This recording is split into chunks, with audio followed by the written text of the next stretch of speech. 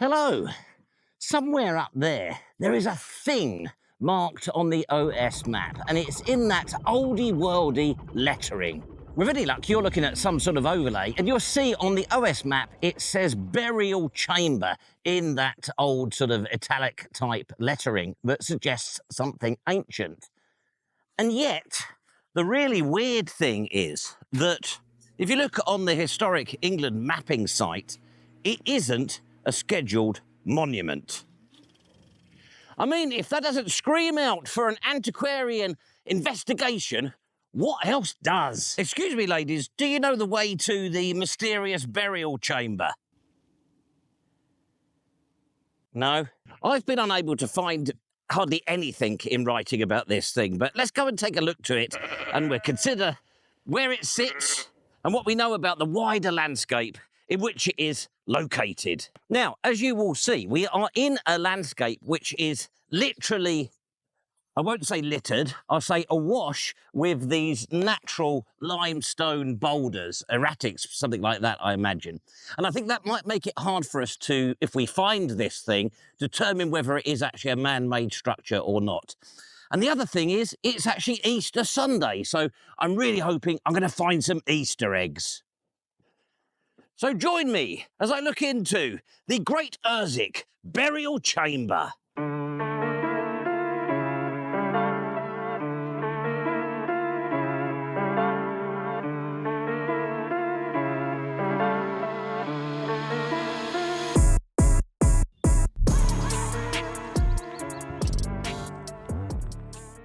Now, I have to say, straight away, I'm feeling some sense of disillusion because as I walk through this field to try and find this burial chamber, there are these natural limestone piles of boulders everywhere.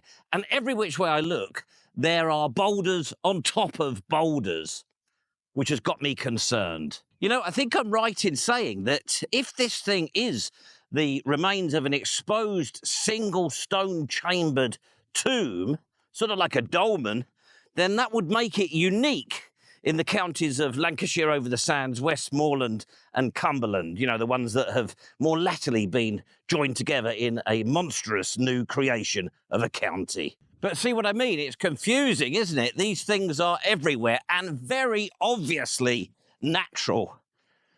Piles of stone all over the shop. By the way, if you do spot any Easter eggs, do shout out because I'm feeling quite peckish now. But if you see, if they're Cadbury's cream eggs, don't bother because I find them a bit, well, they're just disgusting, aren't they?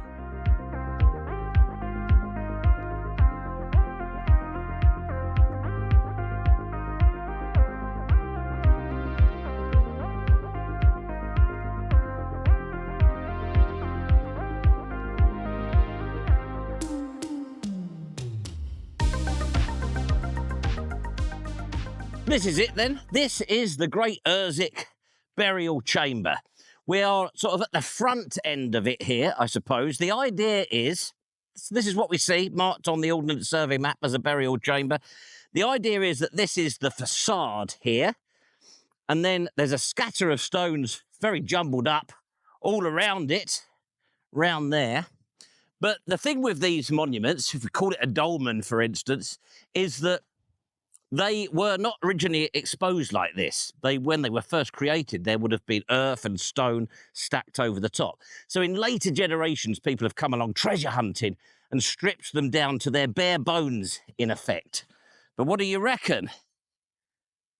Is that a burial chamber, or is it just another pile of natural stone, as we've seen on the way out here? I first noticed this place because of the oldie-worldy lettering on the Ordnance Survey map. It always draws my eye. As I mentioned, I don't think this is a scheduled ancient monument. I found a page on it on the megalithic portal, but there's no real information there. It's just pictures. Then came Adam Morgan Ibbetson's excellent book, Prehistoric Monuments of Cumbria, which is incidentally available in all good bookshops. I urge you to buy it. Please do buy it from a good bookshop. Please don't buy it from Amazon, especially not at the moment. But Adam presents a case where he acknowledges that most modern historians that have looked at this conclude that it is natural, like all the others we've seen lying around here.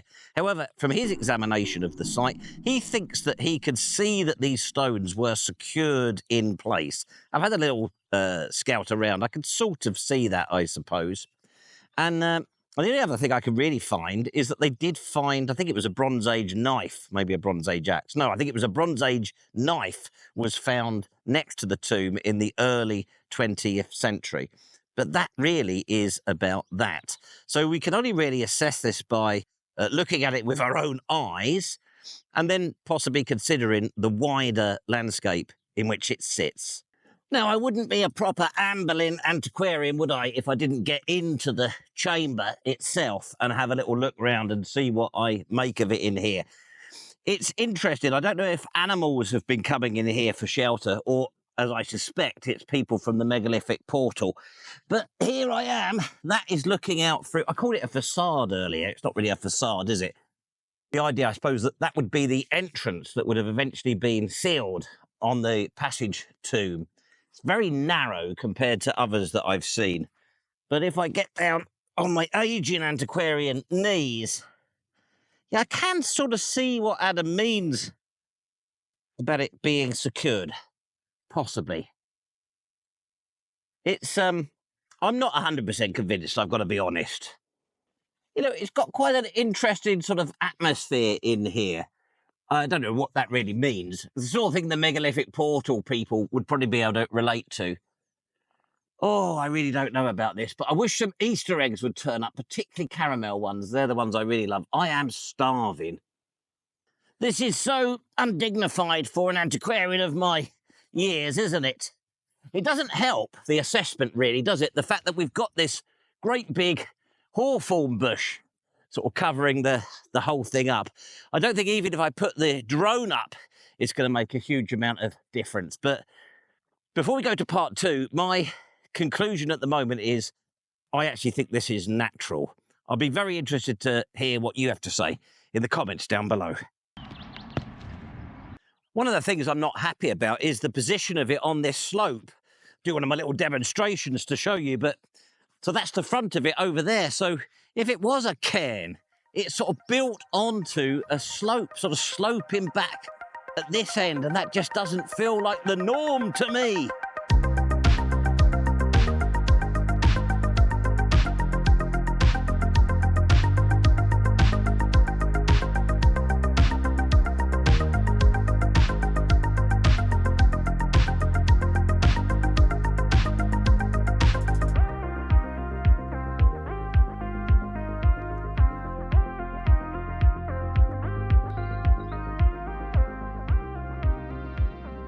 I'll do the old antiquarian alignment check.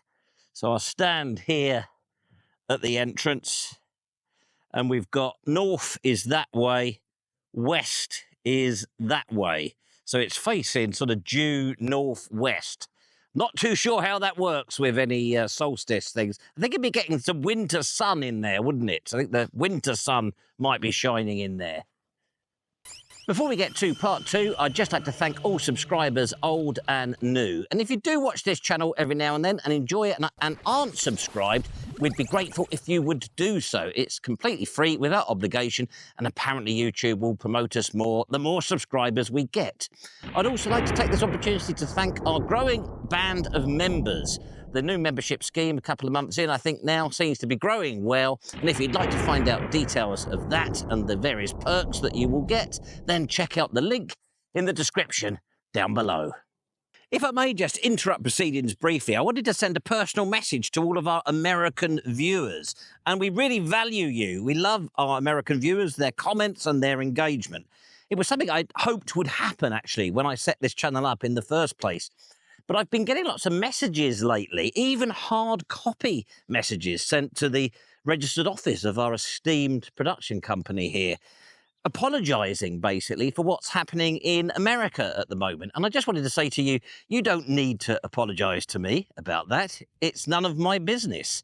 if it affects me, such as with the tariffs, for example, then I'm free to make what decisions I want to make. And I have boycotted Amazon, for example, but obviously I'm still here on YouTube and using Facebook and all the like. So you're very welcome. There's no need to apologise. Presumably, a lot of you must be really happy because you voted for that government. And anybody looking at our country over the last 10 or 15 years must have scratched their head in bewilderment on many occasions. So no need to apologise. Thank you very much for joining WC21 UK Productions Limited on our journey. And we hope you'll stay with us and enjoy the future adventures.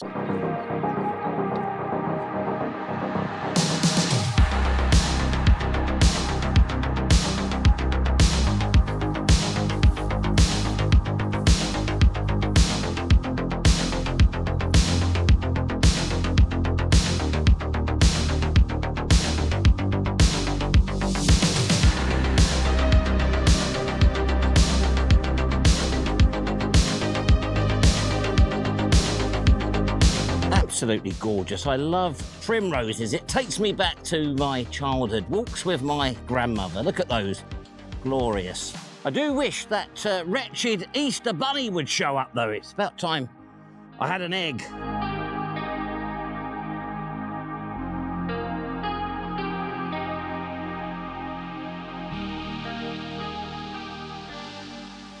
For the Great Urswick Burial Chamber to be a Neolithic burial chamber, a sort of passage tomb type of thing, it would need to date to something like 3,200 BC to 3,800 BC, something like that.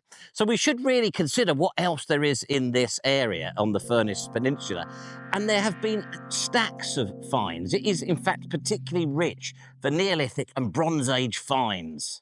Behind me here, I can see across Morecambe Bay to Ingleborough in the Yorkshire Dales. So we've got this limestone country band continuing despite the interruption of Morecambe Bay.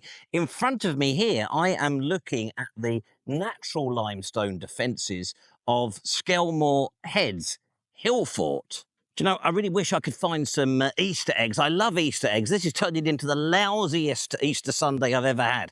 I really love Easter eggs, apart from Cadbury's cream eggs. I don't like those. The reason I do that when I say Hillfort in connection with Skelmore Heads is that a royal commission in the late 90s did cast some question marks over that. It was subject to a lousy excavation in the 1920s, slightly better one, late 50s, 1960s, something like that.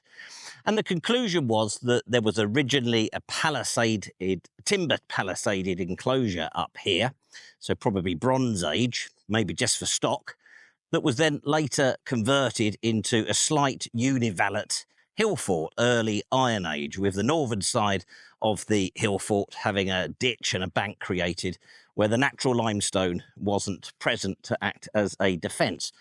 But the Royal Commission, when it looked at it, did raise a few questions which I think are quite interesting. I'm just going to nip up here to get my notebook. Got some dates. There's been some interesting finds over the years here at Skelmore Heads. So in 1906, a Langdale axe, Neolithic. 1956, a Langdale axe, Neolithic. 1959, 3 Langdale axes stuffed into a fissure in the limestone rocks that we see scattered hereabouts. Back in 1902, again stuffed in a fissure, they found, I think it was 6 socketed Bronze Age axes. So possibly suggesting that there's something going on here before its later conversion to a slight univallate Iron Age Hillfort. You know, something like a Neolithic causewayed enclosure up there, predating the Bronze Age Palisade and the later Iron Age stuff, on a trade route for the legendary Neolithic Langdale axes. A trade that then carried on into the Bronze Age. At the northern end of the Hillfort, we have this, a very dinky and cute, but nonetheless wonderful, Neolithic long cairn. And I particularly love these 2 stones that still stand on it. Excavation showed that they found the stumps basically for 2 more. So there was once a spine of stones running over the top of this long cairn. Now this is definitely Neolithic. And what interests me is the fact that whoever built the Hillfort decided to respect that. I hope you've enjoyed that anyway. Of course, it doesn't prove that we're talking about a burial chamber over there, the other side of Great Urswick. I'll be interested to hear your feelings and thoughts about that subject, but I still enjoyed visiting it, and I've loved visiting Skelmore Heads. If ever there's a site that needs more investigation, it's this one. I think there's a longer, older story to tell here. Oh, an egg. Oh, God, it's a cream egg. I mean, why would anybody ever want to eat that? I mean, I do really want an Easter egg, but dare I try it? Let's give it a go.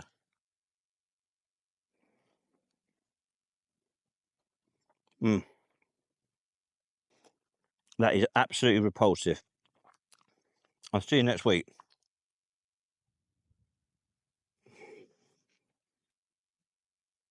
Mm. Well, I'll be blowed. It's a caramel one in my pocket. Fantastic.